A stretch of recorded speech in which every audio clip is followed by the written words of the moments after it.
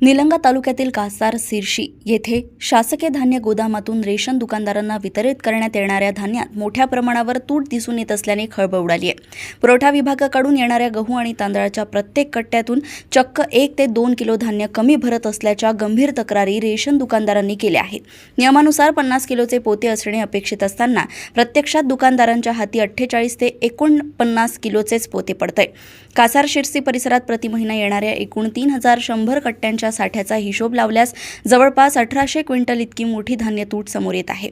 हा प्रकार पुरवठा विभागाकडूनच घडतो आहे की गोदामात पोत्यांतून धान्य काढलं जातंय, हा प्रश्न आता उपस्थित केला जातोय। या संदर्भात पत्रकारांनी स्थानिक गोदामपाल तानाजी पवार यांच्याकडे विचारणा केली असता त्यांनी समाधानकारक उत्तरे दिली नाहीत। त्यामुळे या प्रकरणातील संशयाची सुई अधिक कडक झाली आहे।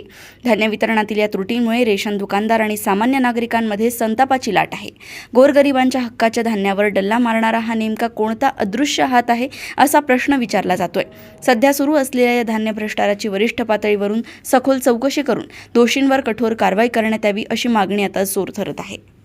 अशाच बातम्या जाणून घेण्यासाठी बघत रहा दैनिक समतेचा आवाज आणि बातम्यांना लाईक करा, शेअर करा आणि चॅनलला सबस्क्राईब करायला विसरू नका।